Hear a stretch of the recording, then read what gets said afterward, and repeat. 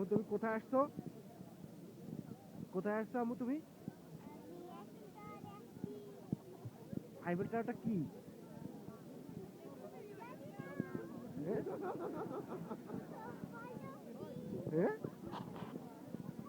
Eiffel টাওয়ারটা কি বলো? আমি জানি না। এটা কি তোমার এখানে কি তোমার বাবার শ্রাদ্ধ হয়? কিছু না।